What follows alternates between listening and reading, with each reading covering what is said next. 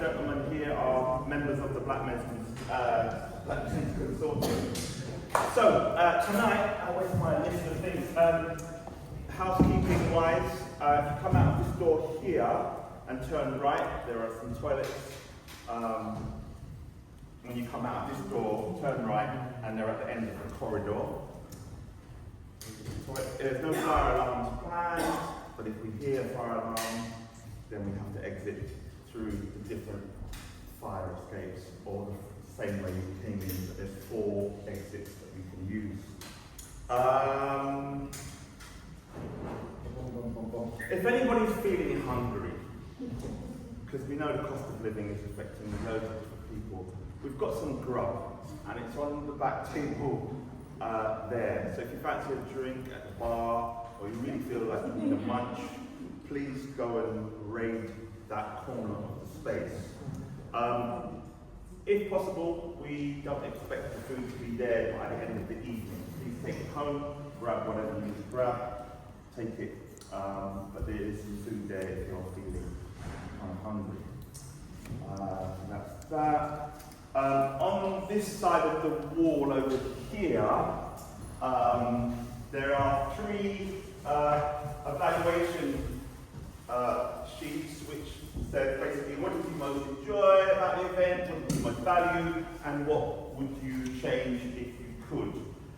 Before you leave or during our performance and you feel motivated, there should be someone standing over there to give you a pen, and you can just write, scribble, draw, whatever it is that you feel that you want to express about the event tonight. So that's really useful, so we can get some feedback from you about what you thought about the event. So there's that. Oh, and you'll notice that there are people filming. We're not filming you per se, we are filming these actors doing their performance. So we won't zoom in on you unless you want us to, and we can get some close-ups of you, but it's really for these performers that the camera is kind of facing. Does anybody have any issues about that, in terms of, obviously we're not recording you per se, but please come in, if you're coming in. Does anybody have any issues about recording and things like that? I want to know anything more. Basically, as I say, they're really here for filming these gentlemen. I'm really sorry. There's 2 seats here. There's 2 seats here. There's 2 seats in there. Sorry about that. I'll explain those 2 seats in a moment. Okay, so, yeah, done that. Okay, I think. Is there anything else that I meant to mention I would have forgotten? Turn your phones on silent, or I don't know, whatever, silent is good. Let's have a quick introduction to the team so you know them too. Starting over here. I'm Duncan. And what do you do, Duncan? I play percussion and keyboard, but the keyboard's not here today. So you go put your luck with your sound, that would be me. Okay, thank you. Anyone on the line? Hi, my name is Shimon. I'm part of the BMC committee members. I've been with the BMC now for 6 years, and thank you all for coming, much appreciated. I'm Rushford, aka Skip, part of the BMC. You're welcome. I'm Jordan, part of the BMC. Thank you. I'm Desmond, part of the BMC. Thank you for coming. I'm Liam, part of the BMC. Somebody else, thank you for coming. I'm Fabian, new part of BMC, newly relocated from Jamaica.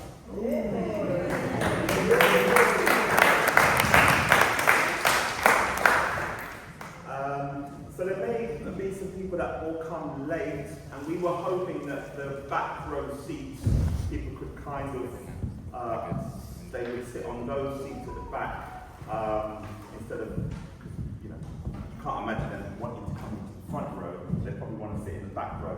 So we'll probably put out some chairs and create extra back rows perhaps over this section. So just be aware there might be some people putting some chairs out behind.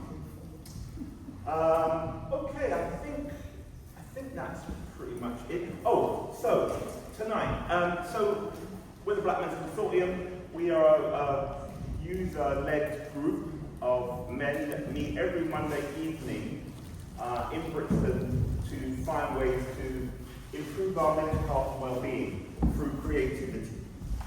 And the group started about, well, I don't know how many years ago, but it started in 2018, where I was asked to make a performance on why there are high rates of black men committing suicide. And that was a 12-week project, which I did. And then after the project, I consumed so much energy and learning and wisdom and understanding and challenges from other men that I decided to volunteer my time to keep the project going after the project ended. And it's still going to this day. It's not for everybody, but it's enough for some men who want to come in and find that kind of togetherness, they want to find connection, they want to have a sense of belonging, and they want to perhaps be creative. So that's what the space is for, every Monday, 6 till 9. There's some flyers on the back table if you want to pick up some material. And so it feels important that because that started in 2018, every year we try to mark Suicide Prevention Day because it's important. And so what you've come to tonight is 2025's version of our suicide prevention performance evening. So thank you for being brave enough to buy a free ticket and come along. And so tonight, what we want to do as a group of men is to share stories from you, the audience. We want to reenact elements of a story that you may have that you're willing to share. It could be a situation that you want to share with us. It can be long, it can be short. When I say long, it could be a few minutes, or it could be something very, very quick. It could be something about what happened on your way here. But we know today is all about suicide prevention, and so there's the whole theme around grief, loss, pain, struggling with emotions, and all of that whole world of grief. It's really massive. And we have put this event on tonight to sort of, enable a community to have a conversation about this topic of suicide. We want to have this conversation, but we just don't want to sit and have a chat. We want to use our creativity to reenact moments, experiences, elements of your story. If you're willing to share your story with us, we will then reenact that. And I'll explain more about how that kind of works. But essentially, I'll invite anybody to come up, sit with me, we can have a conversation, you express your story, and then after that, we'll ask the actors to reenact what they think they want to play back elements of your story.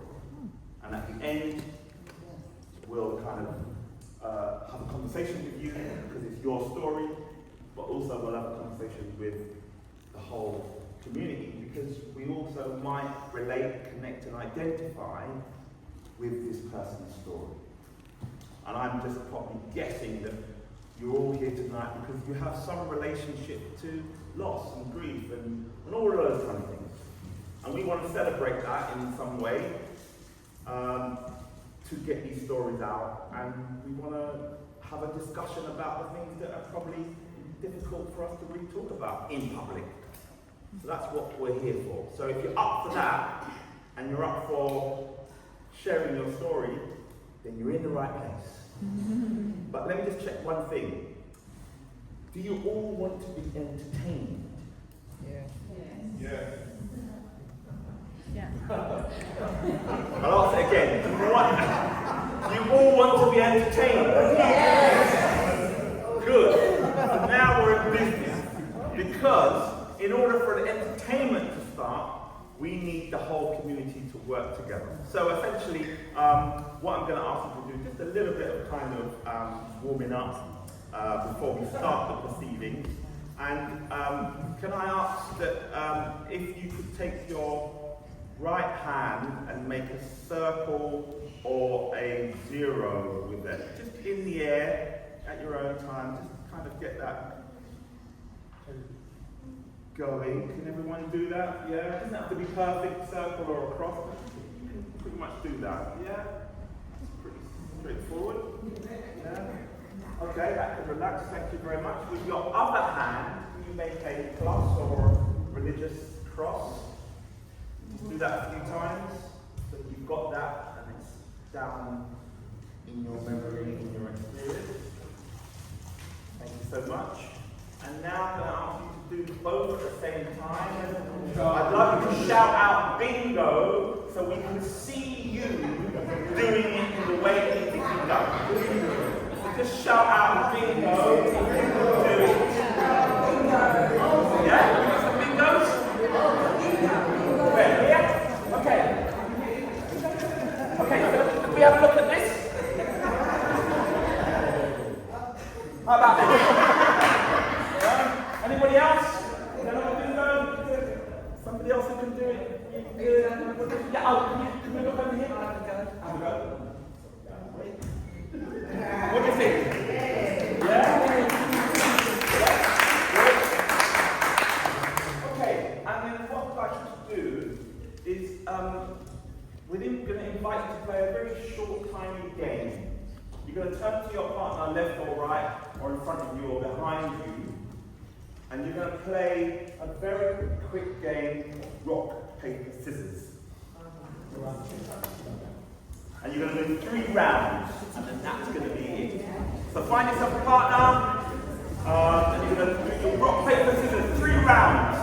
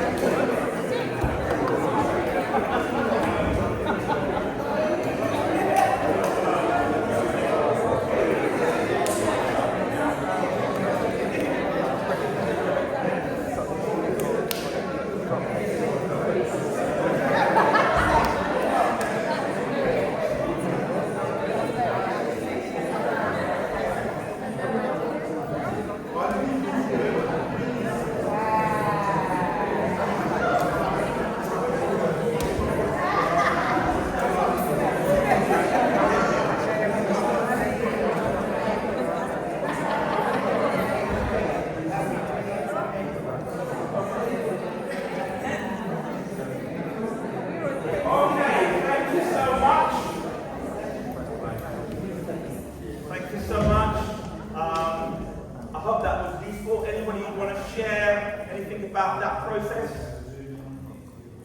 Anybody like to share anything about that? Yes, Deborah. Yeah, I've done that before. You've never done that? The very first time? In front of these amazing people?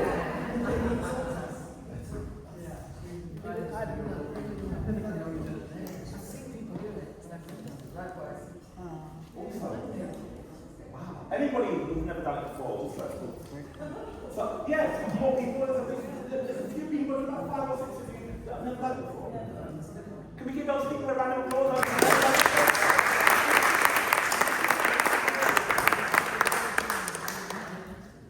How are you feeling? Okay? Yeah? We're going to get into things, but we do like to kind of warm our audience up. We feel that that's really important. More important than what you come for, really. Because there's something about how can we just be together, you know, across difference, and really get into some conversations and some meaningful debates and views and you know, if we can do that in a joyful way, then I think that's useful. So we spend a lot of time sort of warming up our audience before we do any kind of process. We want people to feel that they're, you know, that they feel like they've had a nice time. Come along to somewhere, they might have met somebody, you know, and it's nice, as opposed to just coming along and don't speak to anybody, don't say anything, you leave, which is fine, but we want to try to build community, so that we'll do a lot of that. So, we're about to start, and we are going to sort of express, these amazing gentlemen will try to express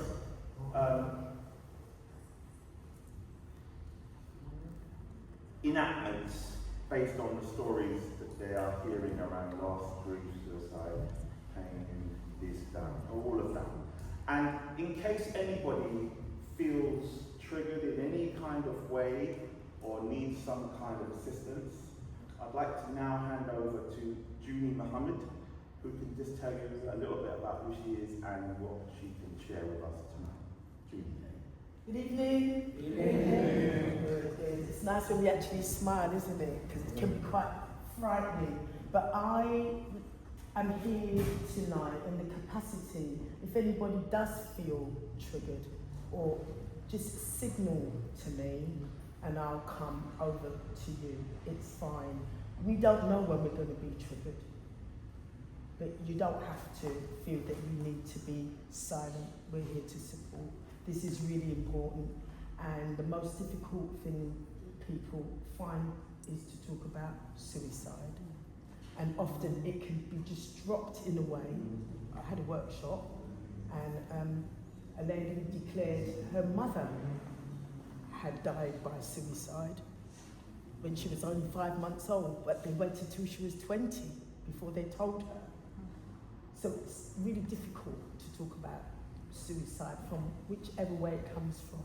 So I'm here. I'm a professional, by the way, and I've been working with the BMC from inception and with our community groups and faith groups and all the spaces you can think of. That's where what I'm known for anyway. So I'm here. Don't feel anyway. And we've got a list of emergency telephone numbers if you don't want to speak to anybody, and you can take a photograph of it if you really need. Is that okay?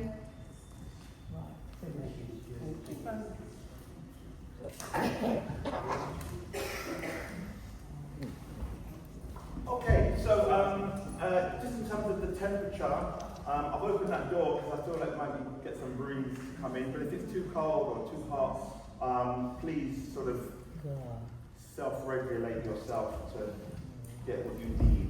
I probably won't know how much warm or cold you need, but yeah, just open the door to get some breathing. Okay, so we're going to try to start the process now, and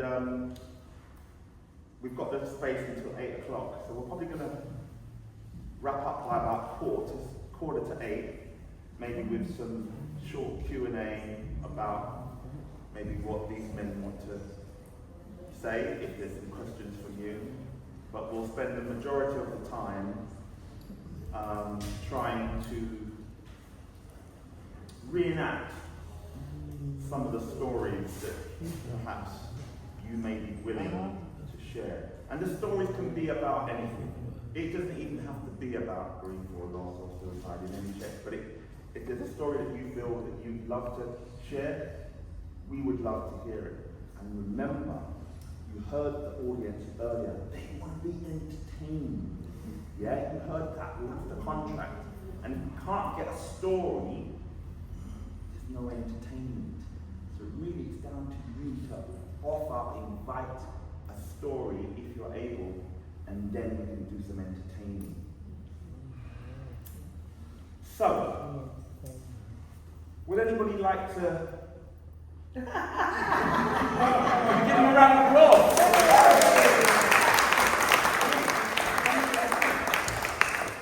Good evening. Good evening. What's your name? David. David, I'm Tony. Hello, Tony. Nice to meet you. Nice to meet you. How you doing? Well, as all the women who approach me for relationships, I say I'm awesome. That usually shuts them up. And you've come along tonight, have you got a story or? I've got a story that could be a film, actually. Really? It could be a black humour film, if it was handled in a very sensitive way.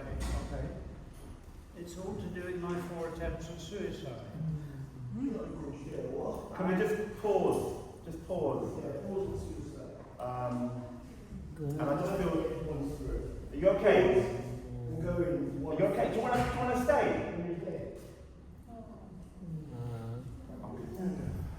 Sorry for interrupting.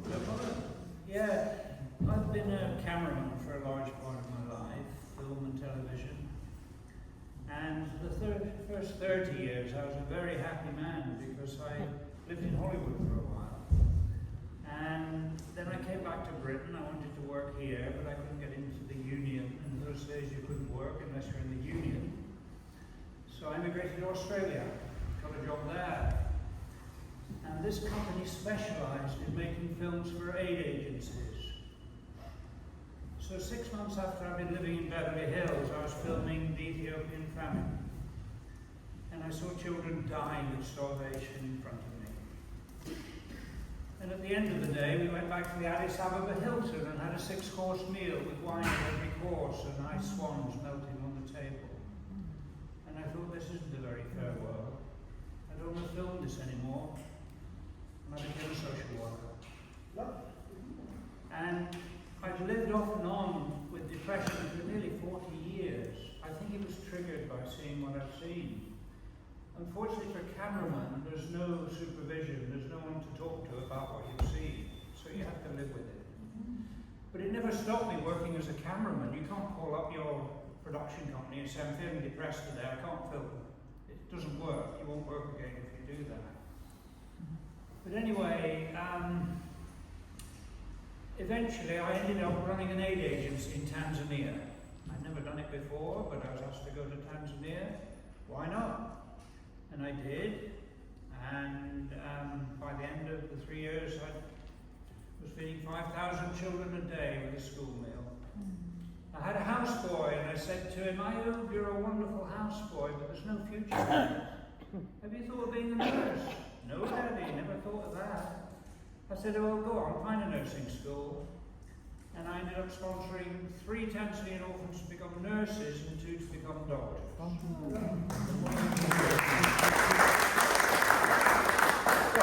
That's why I won money. Anyway, I came back to Britain and I took a deep dip into depression. I was in Brighton at the time. And I called my sister and brother-in-law in Preston. I said, I really can't cope. And they drove 250 miles from Preston to pick me up from Brighton. And at the time, I was going through a manic stage. I was driving a Porsche. I was staying in a flat above the Hilton, clearly quite manic. And I was going to throw myself off the roof of the Hilton. But I thought, well, this isn't fair. There might be somebody ahead, you know. Yes. So I didn't do it. And anyway, my sister brother-in-law brought me back to Preston. And they were loving, they didn't ask me any searching questions, but I still wanted to die. So I thought, well, the quickest way is probably to jump under a train. So I walked along the railway tracks in Preston. There was all barbed wire and everything. And then I saw a sign, trespassing on the railway, £1,000 fine. I thought, oh my God, if I don't succeed, I don't have 1,000. So that was the end of that. Preston has a docks. Used to be a famous docks. But I had a tremendous fear of drowning. So I found some stone steps leading down to the port. And I thought, if I go head first, I'll knock myself out, roll into, and I won't know I'm drowning. So I hid in the bush, waiting for the path to be empty, and people were coming and going. There wasn't a moment where I was on my own. So that was the end of that one. And the next one was I was going to, what was I going to do? I was going to carbon monoxide, that's it, yeah. So my brother and sister-in-law had gone out for the evening and they left a car in the garage. And I went in the garage and I thought, how can I get the exhaust into the car? And I looked around and I found a vacuum cleaner with a hose. So I thought, well, that would do the job. But it wouldn't fit, so I was fumbling and taping it, and suddenly I heard them coming home. So I stopped, and the last one I didn't really want to do was hang myself. But they'd gone out for the evening, and I thought, right, I'll hang myself tonight. And I went to the landing, and there was a sort of trap door, and I went up and there was a beam. I thought, yeah, that'll do. What am I going to hang myself with? And eventually, I searched around and I found some electrical flex. I thought, that will do the job. So I was wrapping it around my neck and putting it over, and suddenly I heard them coming home. And I thought, oh God. And I thought, anyway, when my sister comes home and she sees her brother hanging from the landing, she's going to go berserk. But the most recent attempt was 6 years ago when I moved to Greenwich. I moved into a beautiful independent living place called Queen Elizabeth's College. And it's beautiful. I was so lucky to be there, but I wanted to die. So I thought, right, I was lying on the couch and there was trails of airplanes. And I said, if a trail goes from the top right-hand corner to the bottom left, that's where I'm going to do it. And so it did. So I stood on the platform. I'd found a gap in the electrical rail. I didn't want to electrocute myself. I wanted to be crushed to death. And I was already waiting for the train. And I looked down and there were little children. And I thought, I can't do that to them. That will traumatize them for life. And what about the driver? And what about those young paramedics who've got to pick up all my body parts? It's not fair. I'm not going to do it. And I didn't. Now, one thing I want to mention, and I want to make a film about this, is one of the drugs I was being given for my depression was paroxetine. And one of the known side effects of paroxetine is suicidal ideation. And my neighbour's son took his own life from paroxetine. And I think that's something that needs to be exposed. It's not always revealed at inquests what antidepressant drugs are. So that's my story.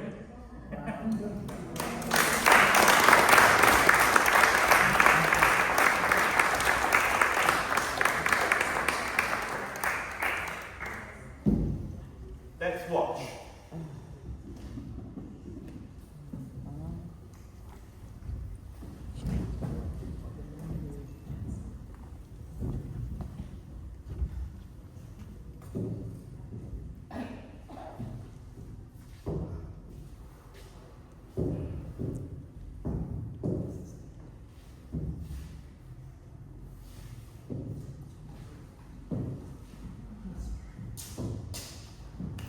Action!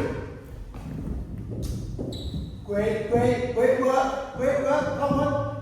come on, give me that smile. Purple haze. Give me that smile, come on. In my brain, Come on, let's go. making things that don't seem the same. Come on, let's go, get the camera, get the camera, get the camera. Excuse me, come on, excuse me.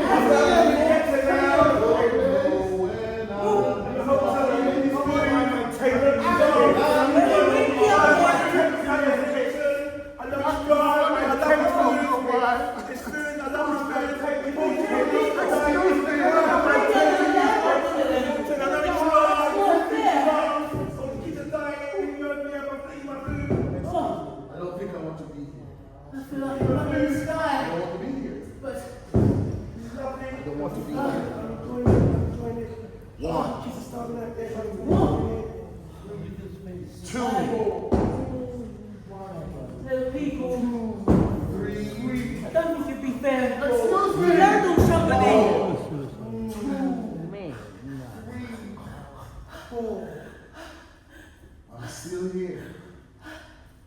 I'm still here. I am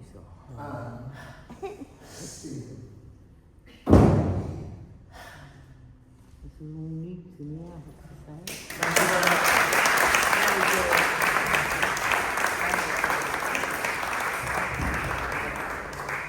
Before you go back,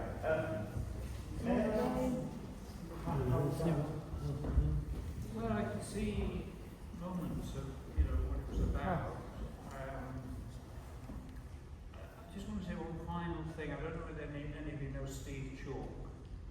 He set up the Oasis organisation in the churches and schools and everything. And I was telling him the story of jumping in front of a train. And he said, well, maybe it wasn't a coincidence that children were there. Maybe it wasn't your time to die. Maybe your job is actually to save other people from dying. And that's what I'm doing now. how many of you relate, connect, or identify with what you heard? Put your hand up. 1, 2, 3, 4, 5. Can I say thank you so much for coming and sharing your story? You're welcome. Can we give another round of applause?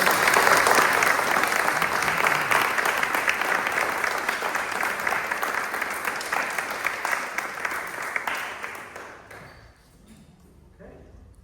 Anybody else? Do we have another story? Anybody that would like to share something? A moment? An experience? Yes. Please. Hi.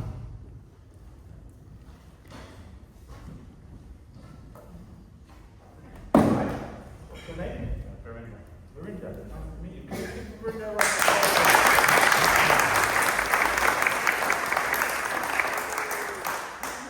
Tonight you wanted to come tonight? Yeah. Yeah? Why did you want to come? I participated in your workshop at Night Arts University of Streatham. Okay. I hope it was good. It was amazing. It left an impression on me, so I had actually emailed the organizer to get it my name to check out my work. So I'm glad you came. thank you. Do you have a story for us? Yeah, I do, yeah. 15 years ago, my only sibling, my brother, was 3 years younger. He passed away with the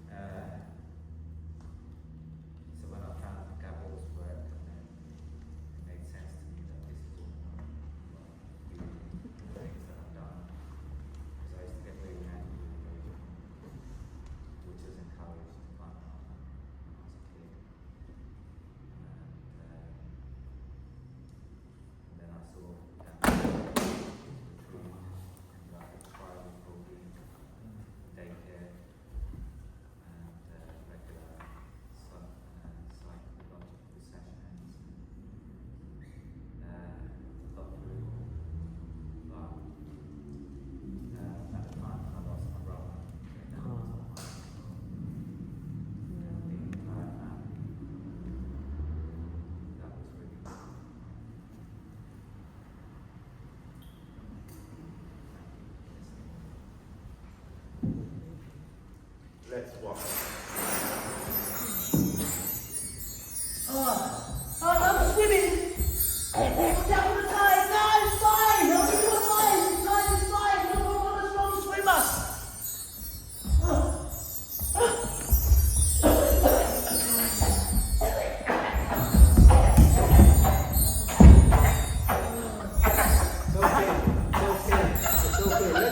Let's meditate. Let's meditate. The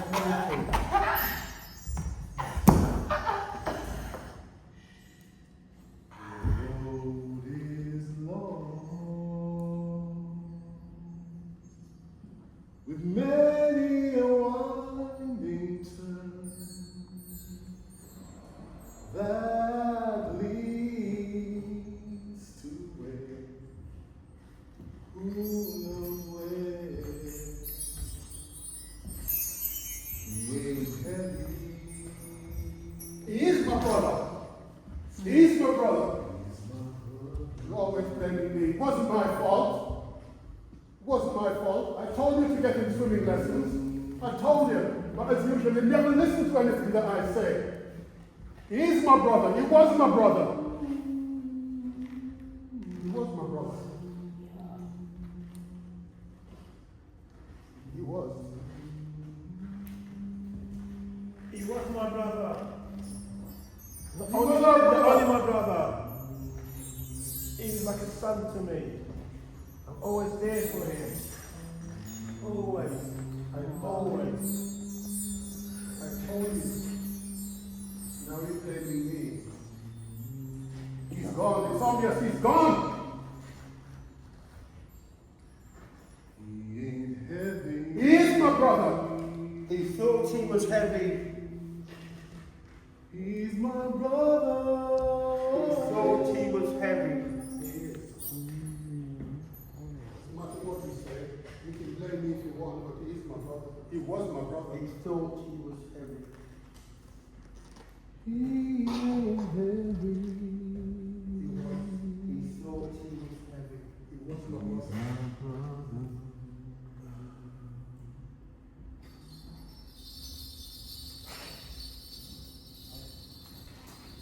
Thank you very much.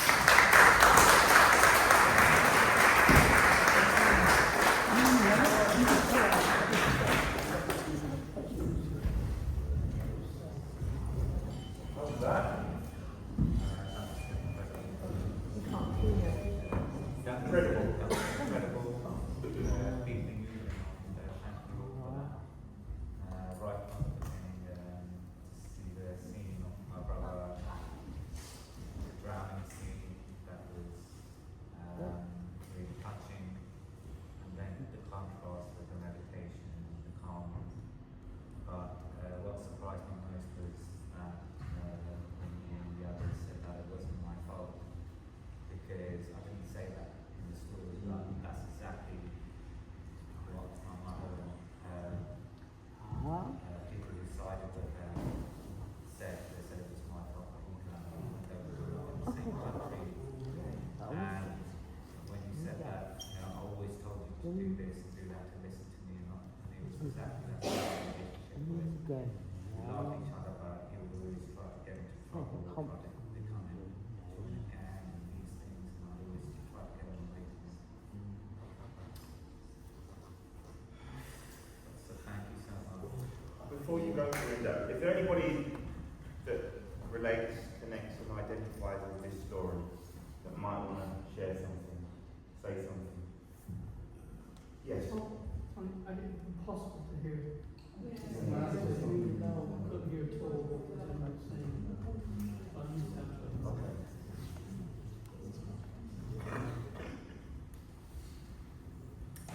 But even though I couldn't hear everything, I really felt the sentiment of what you were saying. Thank you. Anybody else like to share something that is alive in you now? Yes. I feel like when somebody that close to you dies, chooses to die, or dies by accident. I'm not sure which your situation was. You always carry guilt. It's a sort of universal thing that you'll feel guilt that you couldn't save that person. And it sort of resonated with me. My daughter died by suicide. That you are kind of nourished by hearing someone say it wasn't your fault. And I think that that's something that people who've lost someone that close to suicide need to hear, because mostly there was nothing you could do about it. You know, you feel you should have been able to save your brother, your child, your partner, your father, your sibling, or whatever. And it's the biggest feeling that you carry with you. Regret, guilt. So I'm glad you felt some sustenance or whatever from the tree on that, in that regard.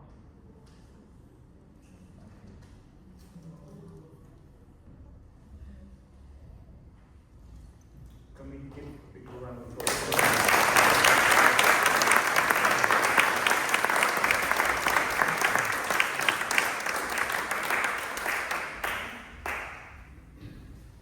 How are you doing? Is everyone okay? Is there something that people want to say or do? Is there something that we can do at this moment? Just want to check in and see how you're all doing.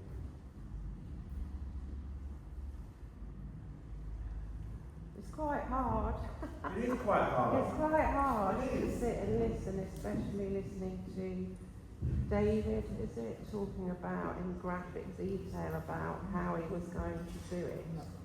You know, Trudy and I have both lost a daughter to suicide, and you know, her daughter hung herself, my daughter threw herself in front of a train, and I feel like it's something you ought to think about before you say those things, because you know, it's like, I don't know, quite hard to listen to if you've experienced that. Yeah. Is there anything that we can do to sort of make that easier, or is it just the way it is? It's just the way it is. His thoughts, and you've experienced it on the other end. Yeah. Yes, it's just the way it is. Think before we actually talk, this is what we're Here for. expressing ourselves. We know you've got the talking, I've got that other issue, but it's work-wise. I'm working for the NHS for 15 years, and even now speaking about it gets emotional. I don't want too much of that cameras around. So just what you said just triggered it, because why should you not say have the privilege to say that to him? It's you've been through that. Losing children. David, have you felt for all of these years? Yeah. You know, I suppose it's about awareness as well as myself. You know, think before we speak, but he's going through that. You know, I've been called a nigger at work. Hello, monkey. Morning slave. On a previous, nothing's ever happened. There's more to it. So there's times where, you know, stress, I'm going home, I'm telling my husband, my kids are hearing it.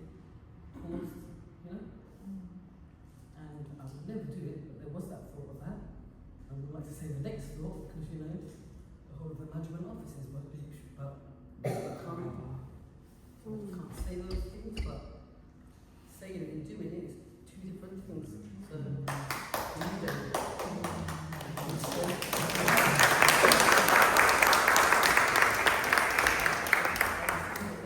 I'm not saying you shouldn't say those things. I just feel like there might be slightly more subtle ways of putting it. I don't know. What it gave me is a real empathy with people who take their own lives, because I have a family, I have 2 children, loving sister, lots of friends, living in a nice place, and I still wanted to do it. So strip all that away, you know, you've nowhere to live, you're being divorced, you're maybe going to prison, the bailiffs are knocking. I totally understand why people take their own lives. Yes, so do I. And 90% of them are mentally ill at the time they do it. Yeah. I used to be a Samaritan at one time. The worst call you get as a Samaritan is someone who's taking their life as they call you. That's the last conversation they'll have. And there's nothing you can do about it as a Samaritan because you don't know who's calling you. I think one of the things about... Sorry, just 1 second, I'll come to you. Yes. How old were your daughters? My daughter is 18 and actually today is the 5th anniversary of her funeral. Thank you for coming. Yeah, I didn't know obviously at the time that the funeral would be on Suicide Prevention Day, but you know, there's an irony. Mine was 26. 6.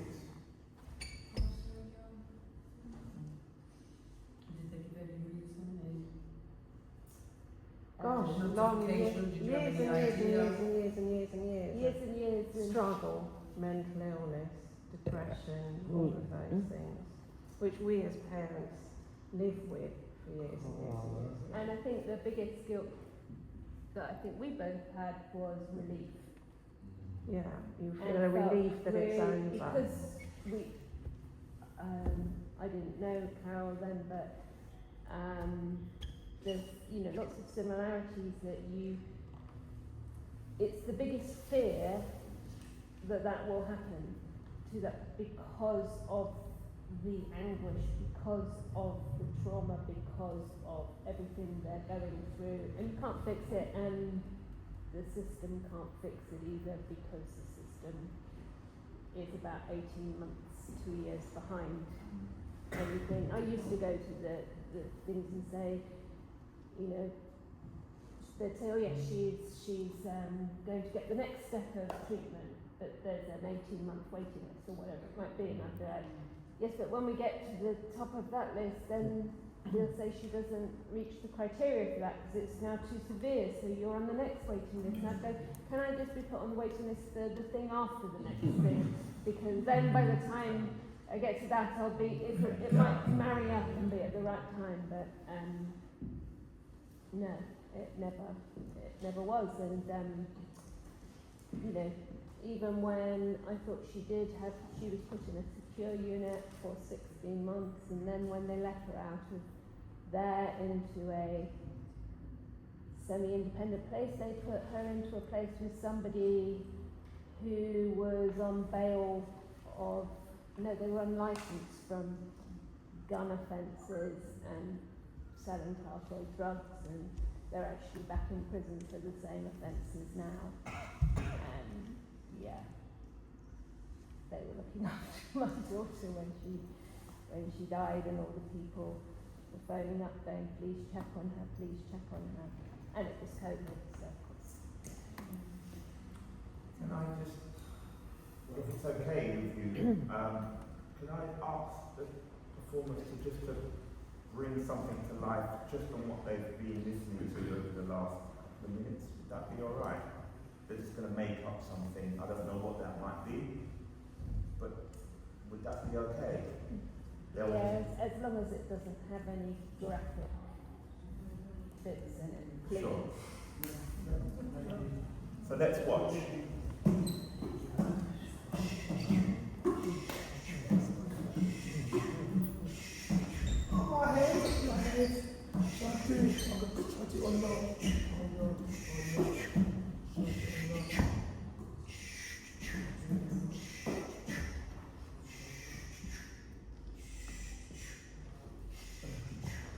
Should check on her. I do it in a moment. I should check on her. I do it in a moment. Should check on her. I do it in a moment. I should check on her. No, I do it in a moment. Yeah, I should check on her. 18 months. 18 months I've been waiting. 18 whole months. Come on. Come on, 18 months. Now I'm going to get back to the queue. 18 months. I should have checked on that. I should have checked on that. Oh, God.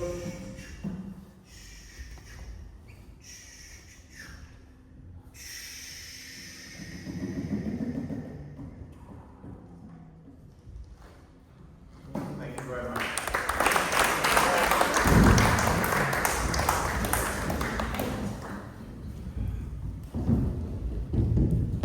Anybody else like to share a story? Do you have to talk from there, or do you want to come up? I'm feeling it for the ladies, and I'm wondering how you would like to. So you come, they can't hear you. Oh, you can't hear me. I'm feeling it for the moms. You're feeling it for the moms? Yeah, I'm really, really feeling it for you guys.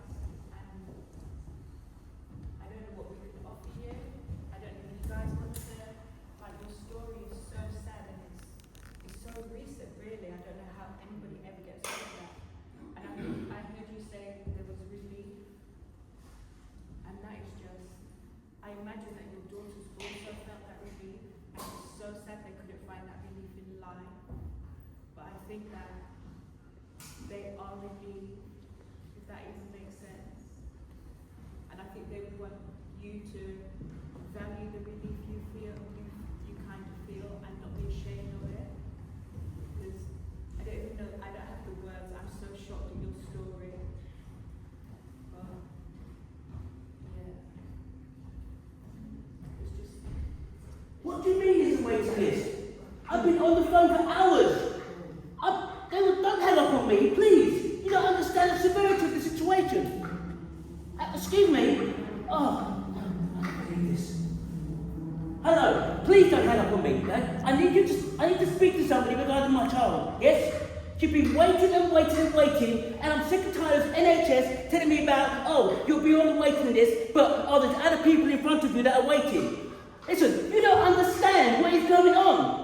I've been pushed from pillar to post to post to pillar, and this is simply not acceptable. Do you have children yourself? Oh, well, why am I not surprised? Because you know what, maybe if you did, you would understand what I was going through as a parent. And all I want is for somebody to treat me and my daughter with some... Yes, I pay my national insurance, I pay your wages. Just please get somebody to see my daughter, and I do not want to wait another 18 months. Mom, can you calm down? Calm down! Can you calm down? You calm down! I'm at my end's tether! I know. Mom,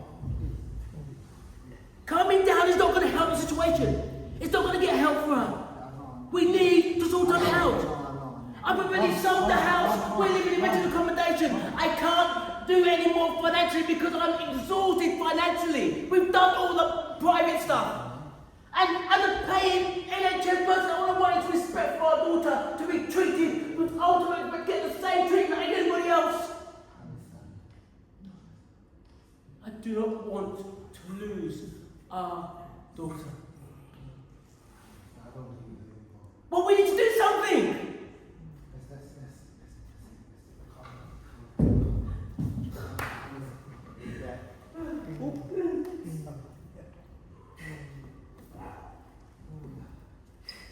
how do we too, you know?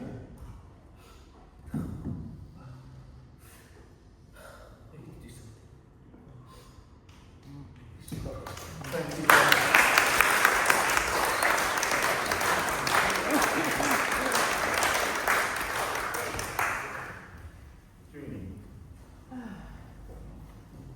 I'm not going to take the chin, but I will say this. I have a goddaughter, and every day she attempts to take her life. Every day by different means.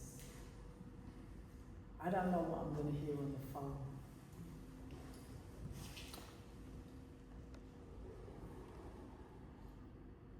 And all of the stories are a part of this. How do you get over it when the life is actually taken? And my cousin just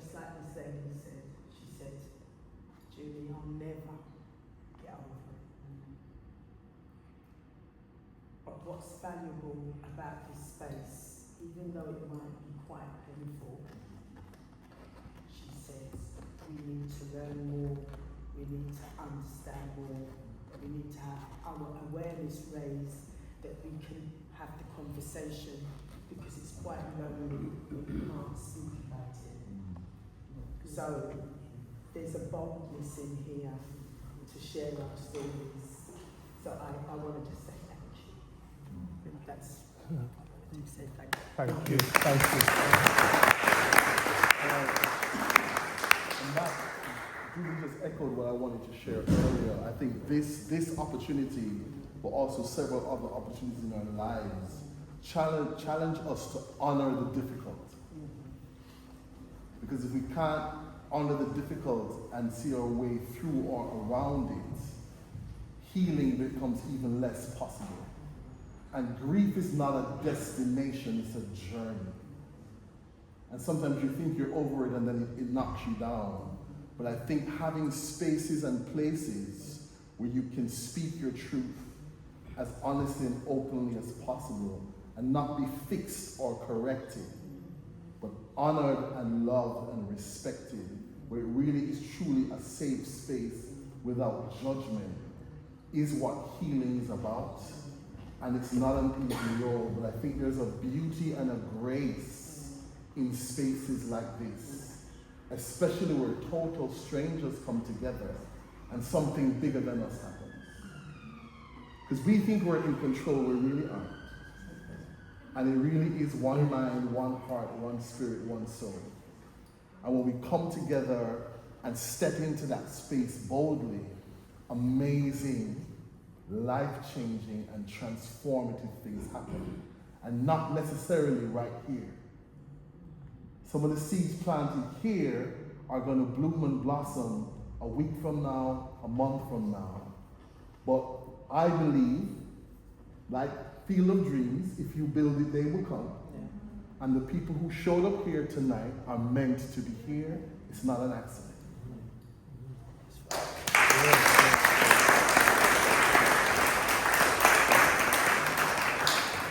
So we're about halfway through, and I'd like you to turn to your neighbour behind you, in front of you, left or right of you, and just share something that's perhaps alive in you right now, and then we're going to come back and continue. Put your hand up.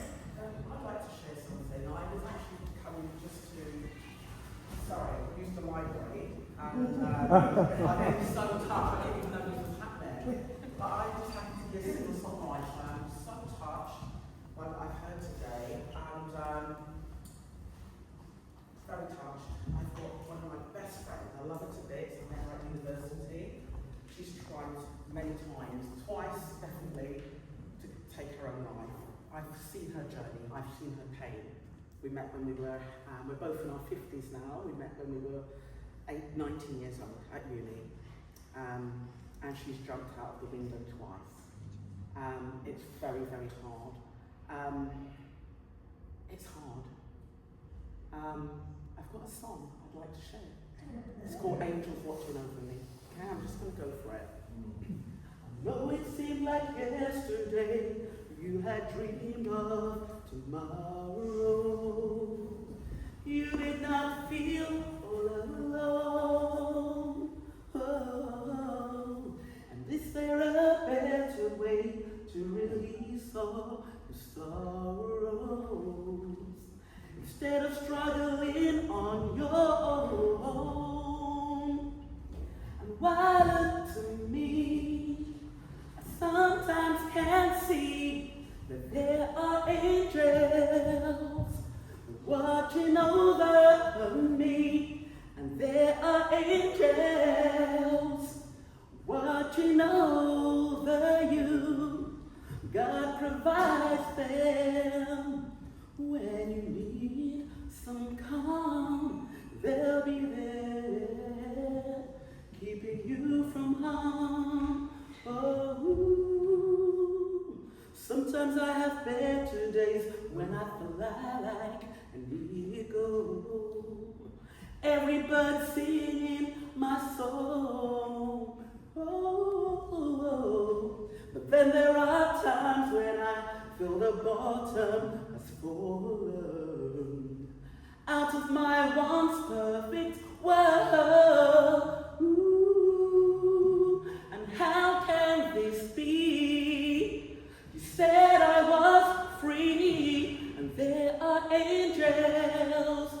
They're watching over me, and there are angels watching over you. When you're tired and you're feeling blue, they'll be there watching over you.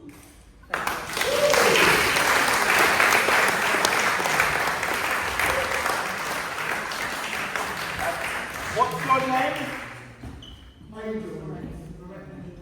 Sorry, we didn't hear it? Lorette. Okay.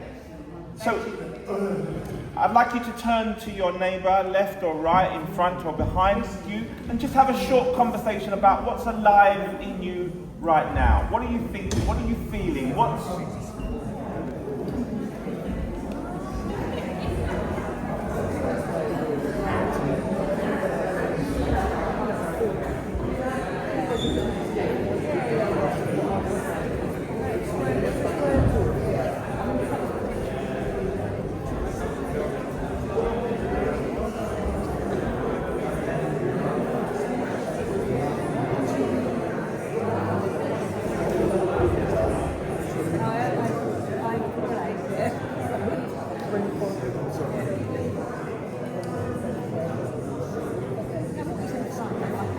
What? Oh, is it? Oh. Ah, okay, nice. How you finding it, alright? A lot. Oh, yeah? Oh, yeah, no, it is. The lights, everything. Yeah, everything, like, powerful.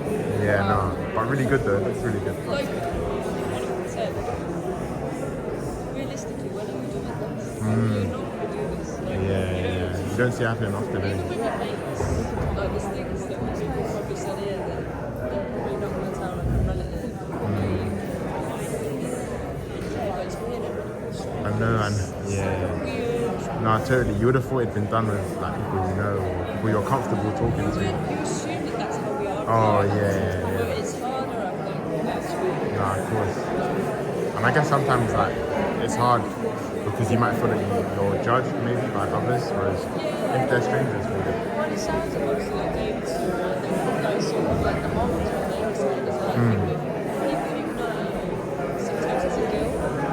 They don't want to say that they feel like maybe they never want to say to their children like they will be a relief because what we would you know, it's not like when you lose someone to like cancer, you're relieved they're not in pain anymore. No, 100%. Okay, thank you.